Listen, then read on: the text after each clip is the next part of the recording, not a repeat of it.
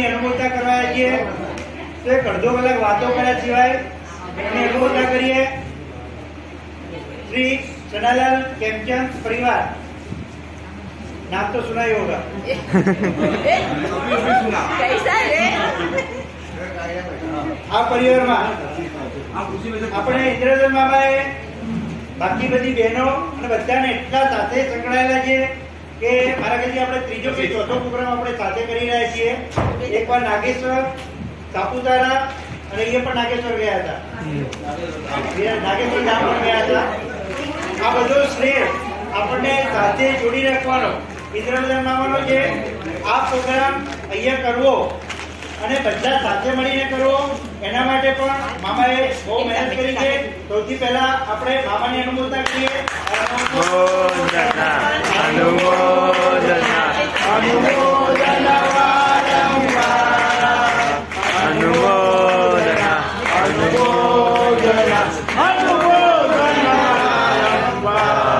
ખાલી મામાની અનુમોદના કરી ના ચાલે, કારણ કે હોમ મિનિસ્ટર જયારે પરમિશન આપે તો આગળ વધી શકાય। સાથે મામીની પણ આપણે એટલી જ અનુમોદના કરીએ, એમનો પૂરેપૂરો સાથ સહકાર હોય છે। એમની પણ અનુમોદના અનુમોદના અનુમોદના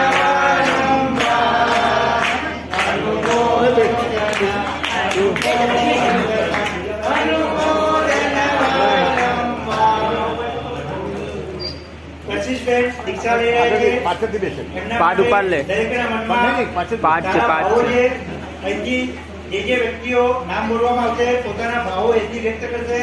આપણે સૌથી પહેલા શરૂઆત કરીએ ઘરના વડીલ શ્રેષ્ઠ ચંદ્રકાંતભાઈ વાનો પ્રસંગ છે। આપણે કદાચ સંયમ ન લઈ શકીએ। મનુષ્ય ભવની સફળતા સંયમ લેવામાં જ છે। માનવ જીવનનો એક જ સાર સંયમ વિના નહીં ઉઠતા। આપણે વારંવાર જોઈએ કદાચ સંયમ નથી લઈ શકતા, પણ આજે કશિશબેન જે સંયમના માર્ગે જઈ રહ્યા છે, આપણે એમની હૃદયથી અનુમોદના કરીએ અને એક જ ઈચ્છા કરીએ કે ભગવાન આ ભાવમાં કદાચ હું સંયમ ન લઈ શકું, પણ મને એવી શક્તિ આપ 2-3 ભાવમાં સંયમ લઈ અને હું મારી સિદ્ધ ગતિ નિશ્ચિત કરી।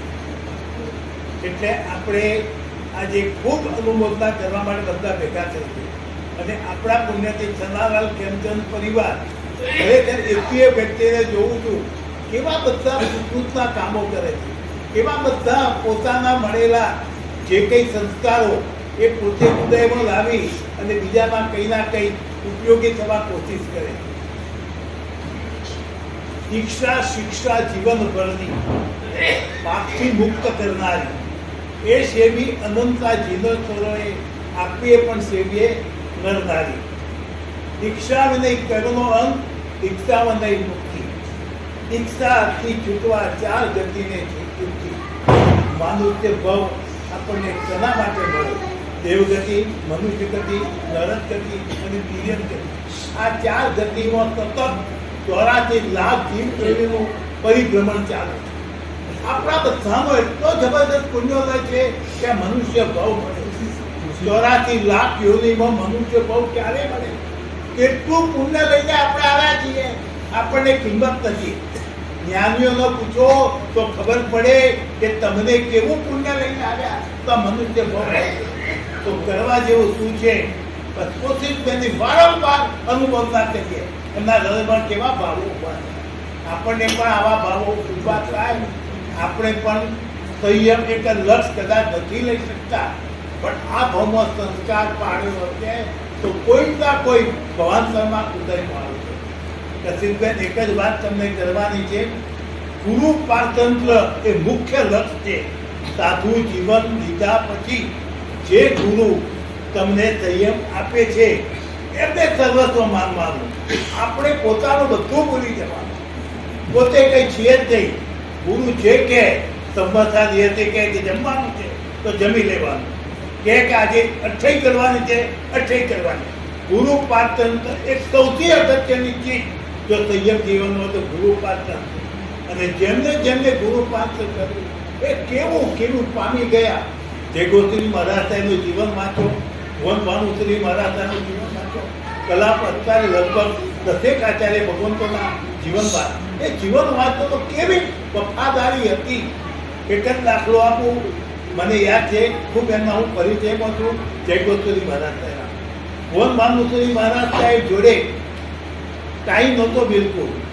જયગોસ્વામી મહારાજ સાહેબ રાતના 12 થી 4 ભણતા હતા. આખો દિન એટલી પ્રવૃત્તિમાં બીજી હોય કે સાહેબ જે ટાઈમ આપે એમ તમે એક જ ધ્યાન રાખજો, ગુરુદેવ આપ જે કહે, કોઈ મને ટાઈમનું બંધન, બસ મને એવી તૈયાર કરો તો હું 2-3 વર્ષની અંદર સિદ્ધગતિ પામી શકું.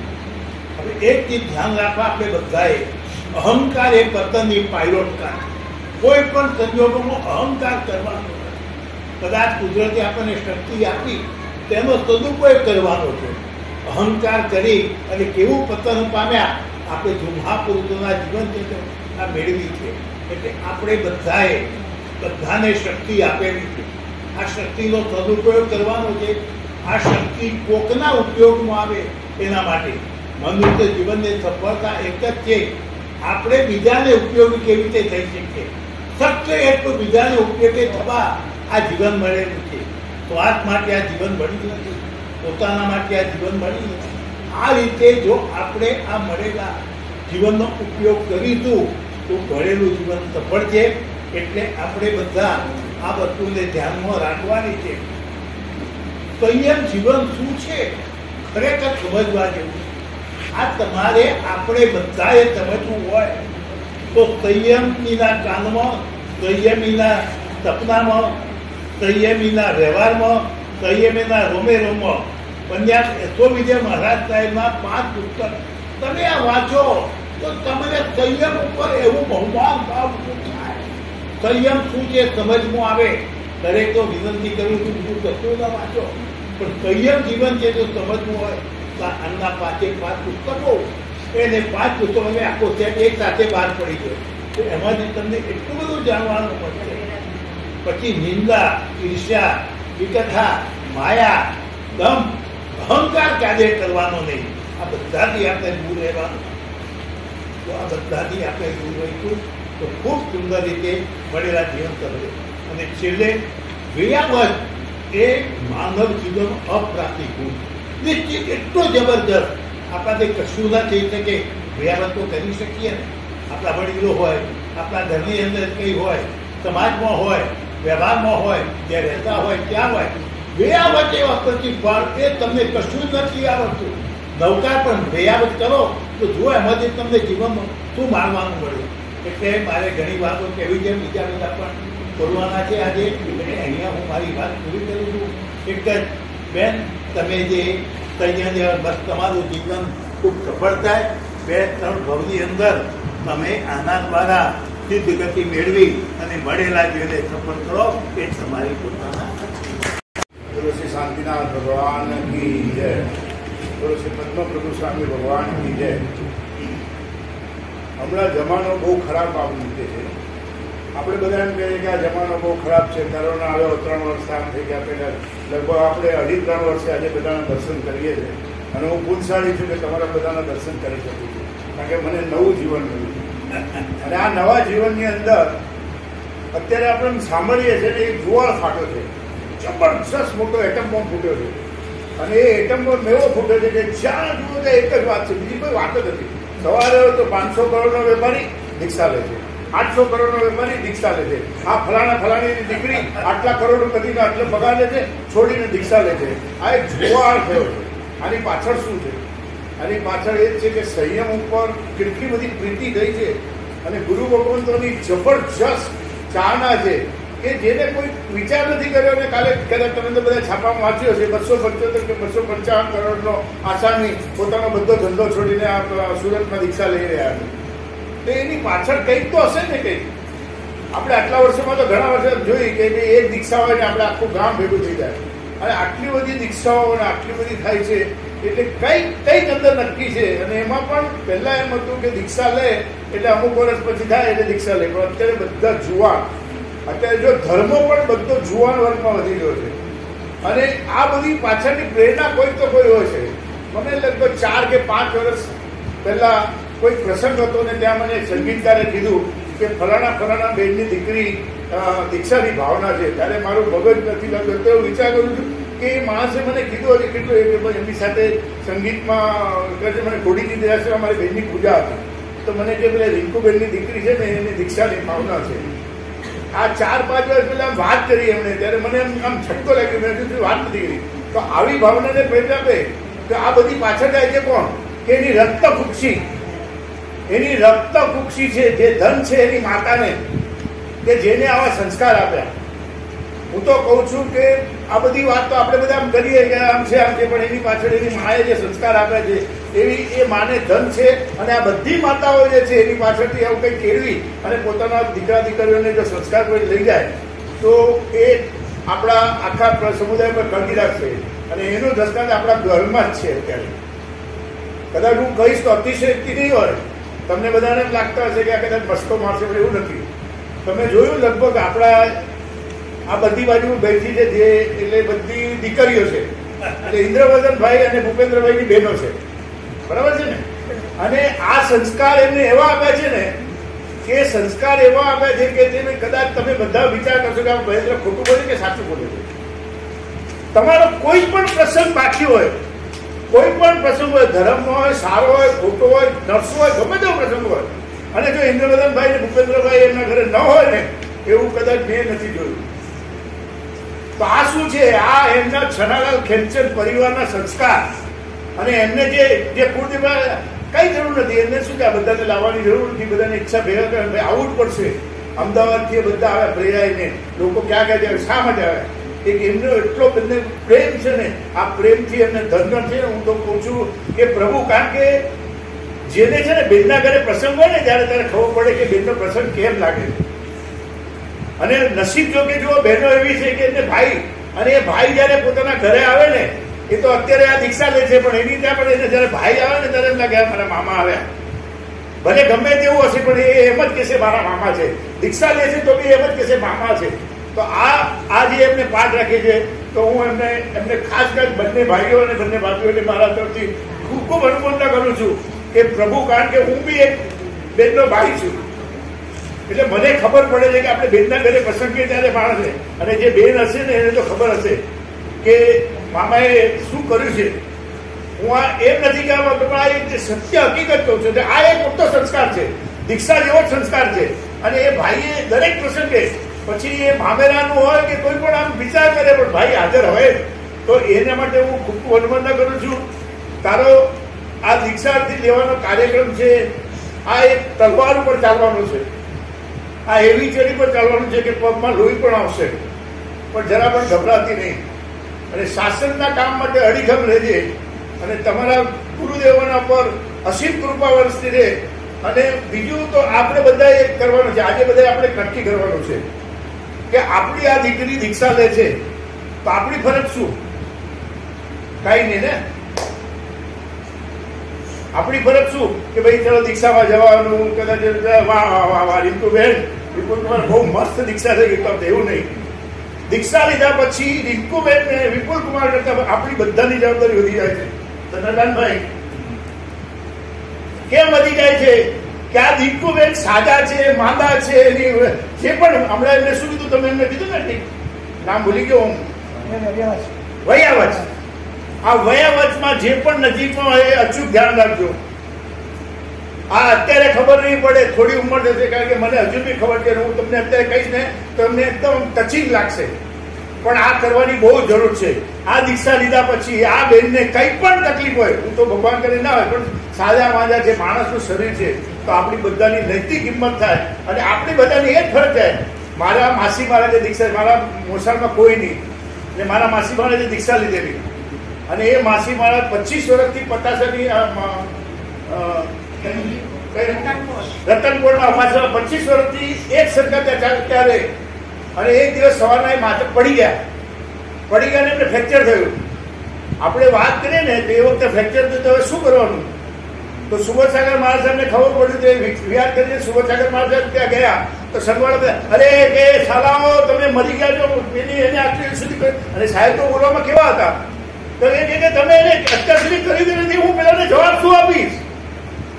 આ બાપજીના શબ્દો હતા. ત્યારે આપણે એમ થાય એ કે તમે એને હમણાં ઓપરેશન, ડોક્ટર કે મને કોઈ બધા લઈ આવ્યા, પણ કોઈ એમ કહેતું નથી એ કે હમણાં આવશે જોજો, અને કે તમારે બધાને કે તમે વયાવટ, તો એ ગુરુ ભગવંતે જે વયાવટ માટે જે કરી છે ત્યાં બેઠેલા પણ એમને રાહ પાડી, તો આપણે પણ એવું પડે એને કે આમ અસર ન થઈ જોઈએ અને એમ કે ના અમારા સમુદાયમાં દીક્ષા લીધી છે ને. આ હું શા માટે કહું છું કે અત્યારે બહુ જ જરૂર છે. દીક્ષા લીધા પછીની જે પાછળથી પાળવાની છે, એને જે સપોર્ટ આપવાનો છે, એના માટે આપણું બધાની નૈતિક કર્તવ્ય છે.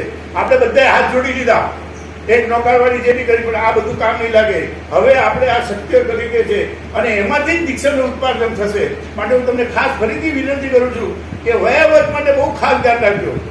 અને એમને જે બી કર્યું છે એમના પરિવારને તો ધન છે, સાથે સાથે આજનો જે પ્રોગ્રામ કરી અને એમની પાસે કયું તીર્થ આવ્યું ખબર છે? એક જ મિનિટ, મહાવીર સ્વામી ભગવાન.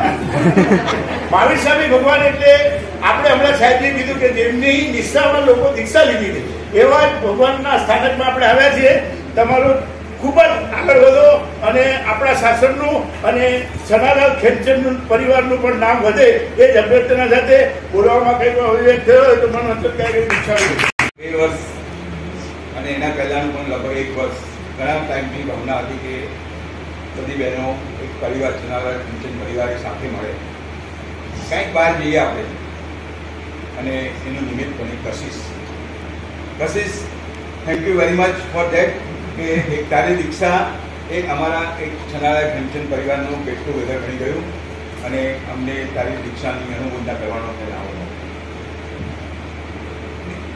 કશિશ એવી એક લાયસન્સ લઈને ચાલી રહી છે. તમે કદાચ વિચાર્યું દિનલ, તું કોઈ અજાણ્યા ઘરે જાય તો તને ઘરમાં કોઈ આવવા દે? ના. હા મોલા, તારા ઘરમાં કોઈ અજાણી વ્યક્તિ આવે, હિમાંશુ ન હોય ઘરમાં, કોઈ અજાણી વ્યક્તિ આવે તો આવે ઘરમાં એટલે આવે પછી આવજો. કશિશ જે વાત છે એવું લાયસન્સ છે કે કોઈ પણ ઘરે જઈના ઘરે જાય અને ઘરવાળા કે તો એનો દરવાજો ઓટોમેટિક પૂછ્યા વગર ખુલી જાય. બહુમાનપૂર્વક અને એકદમ બહુમાનપૂર્વક. શા માટે? એને શ્વેત વર્ણ ધારણ કર્યા છે, મહાવીરનો પંથ સિલેક્ટ કર્યો છે એની અંદર. કશિશ, તને ખૂબ ખૂબ ધન્યવાદ.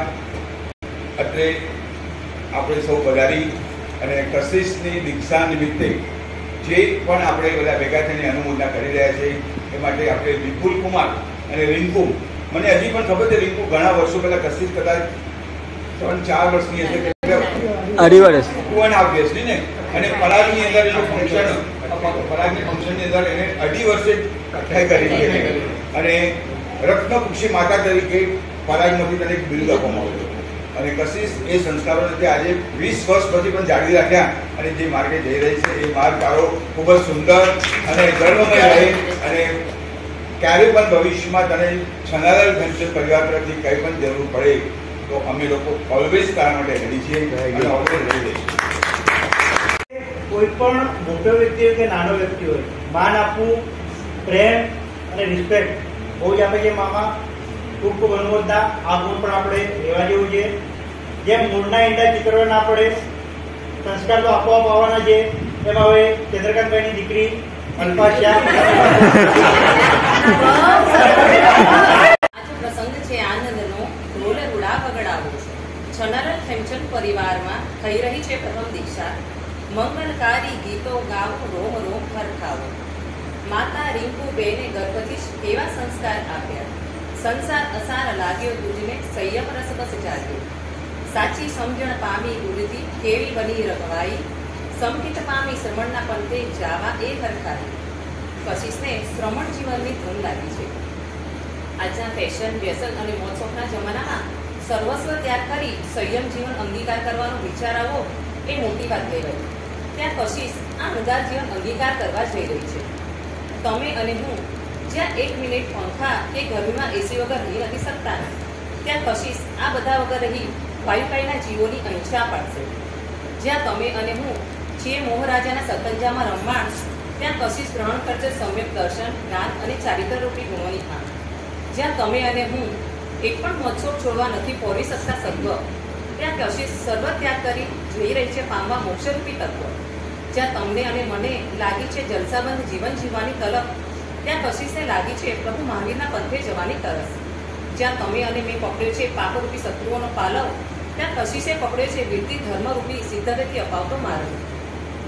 કહેવાય છે સંયમ જીવન એટલે મોક્ષરૂપી તાજ. જે તાજ પહેરીને જ તમે સિદ્ધશિલા પર સ્થાન મેળવી શકો છો. ત્યાગ, સમર્પણ, સહનશક્તિની પરીક્ષા એટલે સંયમ જીવન. જ્યાં સુધી દીક્ષા ના લઈએ ત્યાં સુધી જીવને મુક્તિ મળતી નથી. સંયમ જીવનમાં સતત પ્રભુની આજ્ઞાનું પાલન, ડગલે ને પગલે જીવ દયા પડાય છે એટલે સતત પુણ્ય જ પુણ્ય. કશિશ આ તાજ પહેરી અહિંસા રૂપી ઘરેણું ધારણ કરી ગુરુ આજ્ઞાને પોતાનું જીવન મંત્ર બનાવી સંયમ ગ્રહણ કરી શાશ્વત સુખને પામવા જઈ રહી છે. માતા રિંકુને રત્નકુક્ષી માતા બનવાનું સૌભાગ્ય આપ્યું અને પિતા વિપુલકુમારના કુળને અજવાળ્યું. દીકરી એટલે પારકી થાપા. આપણે એને બીજાના ઘરે બળાવવી જ પડે, પણ એને વિરતી ધર્મના માર્ગે બળાવી એનું જીવન રિંકુ અને વિપુલકુમાર ઉજાગર કરી રહ્યા છે. ભર યુવાનીમાં આવેલા આજના છોકરાઓ જ્યાં પિઝા, બર્ગર અને પાસ્તાની પાર્ટીઓ કરવા હોય છે ઉત્સુક, પણ કશિશને એ જ ઉંમરે આ બધું ત્યાગી લાગી છે આધ્યાત્મિક જગતે પામવાની ભૂલ. એની ઉંમરના છોકરાઓ હોય છે મોબાઈલ અને સિરીઝો જોવામાં વ્યસ્ત, જ્યારે કશિશ બની છે તત્વત્રયી પામવામાં મસ્ત. આપણને સંસારનું સ્વરૂપ જોયા પછી પણ નથી થતું એ માર્ગે જવાનું મન, પણ કશિશના પગ આટલી નાની ઉંમરે ધન કરી રહ્યા છે કરવા મુક્તિ ગમે.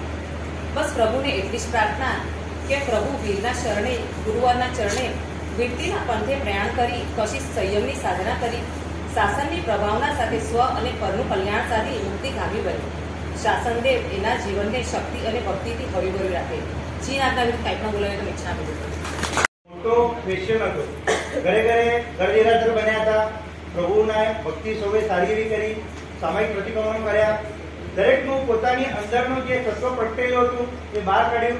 એમાં જે અલ્પા છે છેલ્લા 2-2.5 વર્ષથી પોતાની આટલા વર્ષોની દબાયેલી અંદરની ભાવનાઓ કાઢી આજે એની કવિતાઓ, લેખો ગુજરાત, ગાંધીનગર મેટ્રો એ બધામાં આવે છે. એટલે ખાસ મેં કીધું કે મૂળના ઈંડા ચિતરવા ના પડે. રેગ્યુલર ફેસબુક પર એનો લેખોને બધું હોય છે. હવે આપણા સૌનો લાડકો દીકરો, જેમાં આપણને છે ને આછી છાપ સંજય વખારિયાની દેખાય એવા સ્પર્શને હું વિનંતી કરીશ કે આગળ ચલાવીએ. કશિશબેનના તમે, હું અને અહીંયા બેઠેલા બધા જ એમની અનુમોદના કરવા અહીંયા ભેગા થયા છે. કોહિનૂરથી એક કિંમતી આ કર્મભૂમિ, મોતીઓથી મોંઘો માનવ જન્મ અને ઝવેરાતથી ઝળહળતું આ જૈન. આ 3 વસ્તુ મળ્યા પછી વિશેષ જો કોઈ ચીજ મળવાની બાકી રહી ગઈ હોય તો એ છે દેવ દુર્લભ દીક્ષા. આ દેવ દુર્લભ દીક્ષા મેળવવાની ઉત્સુક થયેલા કશિશબેન, તમારા પુણ્યાનુબંધી પુણ્યોને હું કયા શબ્દથી વર્ણન કરું? કેમ કે આ પુણ્યથી તો અનુત્તરવાસી દેવેન્દ્રોને પણ ઈર્ષ્યા થાય છે. કેમ કે વીરેન્દ્રોને વંદનીય, નરેન્દ્રોને નમનીય, મુનિન્દ્રોને માનનીય અને દેવેન્દ્રોને દર્શનીય જો એવું કોઈ માર્ગ હોય તો એ છે પરમ ધારક પરમાત્માએ બતાવેલું પ્રવજ્યા. આપણા સંસારના સુખોને કિંપાક ફળ સાથે કમ્પેર કર્યું છે. કિંપાક ફળ એકદમ સુંદર, સ્વાદિષ્ટ, મધુર, દેખામાં અમૃત ફળ અને ઉત્તમ એવું કિંપાક ફળ ખાધા પછી આપણને મરણના શરણે કરી દે છે. તેવી જ રીતે દેખામાં અતિ સુંદર, મનને મોહિત અને આંખોને આકર્ષિત કરનાર સંસારના ભૌતિક સુખો આપણી આત્માને અધોગતિ તરફ લઈ જાય છે. શ્રી અશોક વિજયજી મહારાજના શબ્દોમાં કહું તો આ સ્મશાનની ઉપમા પામેલા સંસાર ખરેખર વિકૃત અવદશાવાળો અને ભયંકર છે. તેનાથી પણ વધારે કહું તો આ સંસાર તો સ્મશાન કરતાં વધારે ભૂંડો છે. કેમ કે સ્મશાન તો મરેલાને બાળે છે, પણ સંસાર તો જીવિત દરેક જીવને બાળી રહ્યો છે. છતાં આપણે બધા નિશ્ચિત રહીને ટેન્શન ફ્રી મજા માણી રહ્યા છે. માણી રહ્યા છે કે નહીં મજા? કશિશ દીદી, તમે અમારા બધાનો સાથ છોડીને એક શુભ પ્રયાણ કરી રહ્યા છો. અનુકૂળતાને મૂકીને પ્રતિકૂળતાને અપનાવી રહ્યા છો. ધન્ય છે તમને કે જૂઠને છોડી સત્યના રાહ અપનાવી રહ્યા છો. દીક્ષા સુખની વેલડી, રત્નત્રયની ખાણ, અનંત જીવ મોક્ષે ગયા દીક્ષાનું ફળ તે છે. દાવાનળની જેમ સળગતા સંસારમાં દીક્ષા સુખની વેલડી સમાન છે અને એને ચાહીને તો અનંત જીવો મોક્ષે ગયા છે. जीवन की हर सांस में मुक्ति की जो प्रीत है, धुलते हुए खून में जिनाग्या का जो संगीत है, धुलते हुए खून में जिनाग्या की जो संगीत है, छाती के हर श्वास में जो गुरु आज्ञा का जो गीत है, वो सर्ववृत्ति के सफर में ये दीक्षा की तेरी ही जीत है, ये दीक्षा की तेरी ही जीत है. दीक्षा की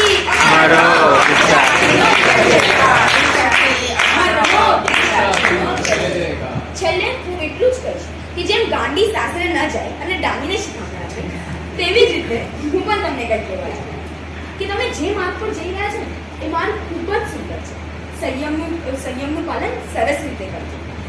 ગુરુ સમર્પણ તમારો આદર્શ બનાવી રહ્યા છો અને સંસારમાં કીર્તિ એ જ તમારો ધ્યેય બનાવી રહ્યા છો અને અમને પણ જલ્દીથી જલ્દી તમારા રાસ્તે લો. बहुत अच्छे, बहुत છોડવા જેવો સંસાર, દેવા જેવો સંયમ અને મેળવા જેવો મોક્ષ. આદિવાદી દ્વારા આપણા આત્માને દંડોરનારા ગુરુ ભગવાનના ચરણમાં આપ સૌની સ્થિતિને મારા પ્રણામ. તમે સાંભળ્યું છે કશિશજીની દીક્ષા લઈ રહ્યા છે. આ સંસારમાં તુચ્છ સુખો છોડી અને સંયમનું મધુર આસ્વાદ માણવા જઈ રહ્યા છે. આપણે સૌ એમના બહુમાન માટે ભેગા થયા છે, પણ ખરેખર એમનું સાચું બહુમાન તો એ છે કે આપણે એમના પગલે પગલે ચાલી નીકળીએ. એમના માટે જીવનનું સર્વસ્વ છે સંયમ, પાપોનું પૂર્ણ વિરામ છે સંયમ, ભવને માટ કરવાનો મંત્ર છે સંયમ, આત્માને જગાડનારો અલારામ છે સંયમ, સાચા સુખોનું એડ્રેસ છે સંયમ. એમના અને આપણામાં એક બહુ મોટો અંતર છે. એમનું મન સંયમ છે તો બધું છે, સંયમ નથી તો કશું નથી. આપણું મન પૈસા છે તો બધું છે, પૈસા નથી તો કશું નથી. એમના અને આપણા વચ્ચેનો આ એક અંતર ભૂસાઈ જાય, આપણા હૈયામાં પણ સંયમ બસી જાય તો આ બહુમાન સફળ થઈ ગયા. કશિશજીથી તમને એવું જીવન જીજો કે તમને જોઈને અમને પણ દીક્ષા લેવાનું મન થઈ જાય.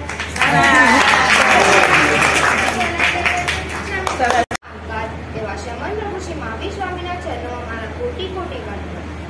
ધન્ય ધન્ય બનાવીશ જન્મ મારો, મને પંથ જડ્યો છે દાદા તારો, મને પંથ જડ્યો છે દાદા તારો. સંયમ શબ્દને આપણે ફક્ત સાધુ સાધ્વીના વેશ પૂરતો સીમિત કરી દીધું છે. એવું નથી લાગતું? કોઈને પણ પૂછીએ સંયમ એટલે શું તો તરત જ જવાબ મળે દીક્ષા. હા જરૂર, પણ મારા હિસાબથી મન, વચન અને કાયા પર રોક લગાવે એ સંયમ. સૌથી અગત્યનું તો મન ઉપરનો સંયમ. જો પ્રભુ મહાવીરના મન ઉપર સંયમ ના હોત તો ગોવાળિયાએ જ્યારે કામના ખિલ્લા ઢોક્યા ત્યારે શું પ્રભુ બી જવાબ નહોતા આપી શકતા?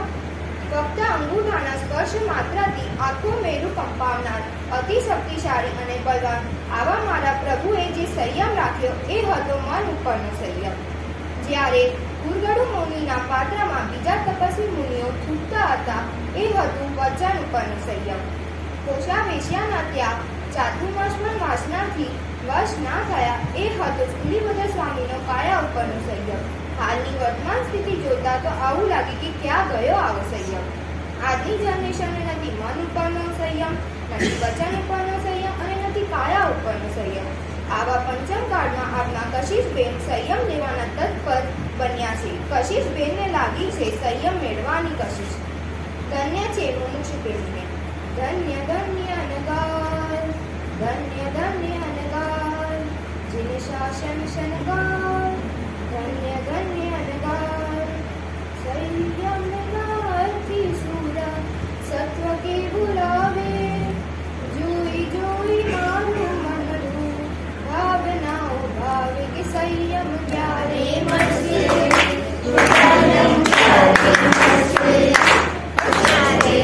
बहुत अच्छे. અસંયમ ક્યારે મળશે. જીનાગા વિદુકા બુલાઈ પડતો છામ. બોલ શ્રી શાંતિનાથ સ્વામી ભગવાન કી જય.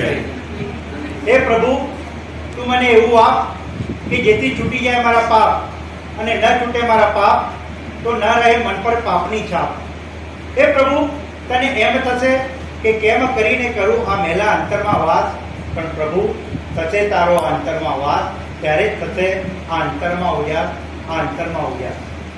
ધર્મ આપણને 3 વસ્તુ શીખવાડે છે.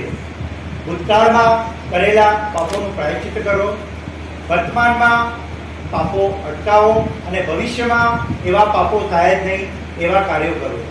સંસાર ક્યાં સુધી? મોત ના આવે ત્યાં સુધી. અને ધર્મ ક્યાં સુધી? આભવ, પરભવ અને ભવભવ. આપણને એ ખબર નથી કે આપણે કાલે શું કરવાના છીએ. આપણી હાલત પેલા ફૂલો જેવી છે. એ ફૂલને પણ રાતના ખબર નથી હોતી કે સવારે પ્રભુના ચરણોમાં જવાનો છે કે કોઈની કબર પર ચડવાનો છે. કશિશબેનને આ વસ્તુનું જ્ઞાન થયું, પોતાના અંતરાત્માએ અવાજ દીધો અને એ આ માર્ગને પકડ્યો છે. કહેવાય છે આ વેશ છે વૈરાગીનો, જેનું ખૂબ જતન કરજો. મા બાપ નમે તુજને રાજા પડે પગમાં. આ વેશ છે બહુ અણમોલો, એનું ખૂબ જતન કરજો. ઓબો છે અણમોલો, એનું ખૂબ જતન કરજો, એનું ખૂબ જતન કરજો. જીવનમાં 3 વસ્તુ બહુ જરૂરી હોય છે: સંકલ્પ, સત્વ અને સમર્પણ. કશિશબેન ખાસ યાદ રાખવા જેવું છે. એક 9 વર્ષના બાળકે ઘણા વર્ષો પહેલા એક સંકલ્પ કર્યો હતો. યાદ હોય તમને કિસ્સો ઇતિહાસનો, જલિયાવાલા બાગનો, જ્યારે કેટલા લોકોને એક સાથે એક જ જગ્યાએ ગોળીબારથી જુદે જુદા કરી નાખ્યા હતા. કેટલા જણા કૂવામાં પડીને મર્યા હતા. ત્યારે જે લોહીની નદીઓ વહેતી ને લોહીથી માટીઓ ખરડાયેલી હતી, ત્યારે માટી ભરી અને એક 9 વર્ષના બાળકે સંકલ્પ કર્યો હતો કે આ દેશ માટે હું કંઈ કરીશ. અને 9 વર્ષના કરેલા સંકલ્પ દ્વારા એ બાળકે 21 વર્ષે એને એવો ધડાકો કર્યો કે એને ફાંસીની સજા થઈ. આપણા દેશ માટે એને કંઈક કર્યું. એ હતો ભગતસિંહ, જેનું નામ આજે ઇતિહાસમાં અમર થઈ ગયું છે. સંકલ્પ કરો ત્યારે એવો સંકલ્પ કરવો જોઈએ કે જેથી આપણા જીવનમાં કંઈ એવું જબરજસ્ત પરિવર્તન આવે. સત્વ પણ એવું જ કરવું જોઈએ. યાદ કરો, ઇન્દ્રલોકમાં જ્યારે ઇન્દ્રની સભામાં જ્યારે રૂપનો શરદ ચક્રવર્તીના રૂપનું જ્યારે ગુણગાન ગવાય છે, ત્યારે 2 દેવો એની પરીક્ષા લેવા આવે છે. જ્યારે એની પરીક્ષા લેવામાં આવે છે ત્યારે એ કહે છે કે હજી તો ભાઈ હું નાયો નથી, જ્યારે હું નહીં નાહું ને ત્યારે જોજો. આ વાક્યની કહેતાની સાથે જ કર્મરાજાનો એના પર પ્રકોપ થાય છે અને છોડ ભયંકર રોગો ઉપસર્ગ તરીકે એના પર આવે છે. છતાં એનું સત્વ જગાવે છે, સંયમ માર્ગ ગ્રહણ કરે છે અને એનું પોતાના જીવનમાં એટલું જબરજસ્ત પરિવર્તન આવે છે કે મોક્ષના માર્ગે એ આગળ નીકળે છે. ત્રીજો છે સંકલ્પ, સત્વ અને સમર્પણ. વિચારનું ક્રમ ત્રીજું છે સમર્પણ. સમર્પણ એવું લાવવાનું છે જીવનમાં. યાદ કરો એ બેંદુ બિરડી જોડી ત્રિલોક્યસુરી અને યશોદેવસુરી. શિષ્યની નાદુરસ્ત તબિયત જરા પણ ઉભા ના રહેવાય, બહુ અશક્તિ. પણ આચાર રોજનો હોય, સવારે ગુરુદેવ જોડે જવાનો અને કહેવાનો સાહેબજી પચકાણ આપો. ગુરુદેવ જોઈ છે કે શિષ્યની તબિયત સારી નથી તો કે હાથ જોડો, 16 ઉપવાસના પચકાણ. દહતી કોઈ વાક્ય બોલતા નથી, 16 ઉપવાસ કરે છે. 16 ઉપવાસ અશક્તિ તો હતી. એમને એમ થયું કે લાવો આજે પારણાનો દિવસ છે, આજે તો ગુરુદેવ પારણાનું પચકાણ આપશે. ફરીથી ગયા ગુરુદેવ પચકાણ. ગુરુદેવે કીધું ફરીથી 16 ઉપવાસ કરો. આવી રીતે 32 ઉપવાસ કરાયા. ત્યારબાદ એમને પારણું કરાયું. સમર્પણ કોને કહેવાય? ગુરુ આજ્ઞા તહતથી આ ખાસ ગુણ તમે તમારા જીવનમાં લાવજો, તો જ તમે તમારા આત્માનું કલ્યાણ કરી શકશો. આ ખાસ વાત ધ્યાનમાં રાખવા જેવી છે કે ગુરુ આજ્ઞા જો તહતી હશે ને તો તમારા કર્મોની નિજરા બહુ ઝડપથી થશે. વ્યાવચનો ગુણ પણ તમારે કેળવવાનો છે. વ્યાવચથી તમે આપણા સંસારમાં જોયું છે કે બાહુબલીને બધાને એક ઉદાહરણો સંસારમાં આપણે એવા જોયા છે કે એમનું બળ કેવું વધ્યું છે. તો ખાસ વ્યાવચ, સમર્પણ, આ બધા ગુણો તમારામાં ખાસ ઉજાગર કરવાના છે. વિશ્વમાં બધે મોલ, મેટ્રો અને મલ્ટીપક્ષની વાતો, ત્યારે જીન શાસનમાં મૌન, મૈત્રી અને સદાચારની વાતો. વિશ્વમાં બધે પીઝા, પાવભાજી અને પંજાબીની બોલવાળા, ત્યારે કે જીન શાસનમાં 6 વીઘાથી દૂર રહેવાની વાતો. વિશ્વ આખું વાસનાઓથી ભડકે વળી રહ્યું છે, ત્યારે કે જીન શાસન અણિશુદ્ધ બ્રહ્મચર્યની વાતો કરે છે. વિશ્વમાં 7 અજાયબી નોન લિવિંગ, પણ આપણા જૈન ધર્મમાં એક જીવતું અને જાગતું અજાયબી એટલે આ શ્રમણી ભગવાન. આવા વૃંદમાં આપણા કશિશબેન જઈ રહ્યા છે. બસ છેલ્લે એટલી જ પ્રાર્થના કરીએ કે હે પ્રભુ તેરી અદાલત में मेरी जमानत रखना, हे प्रभु तेरी अदालत में मेरी जमानत रखना, हम रहे या ना रहे कशिशबेन के इस पद को सदा सलामत रखना, सदा सलामत रखना.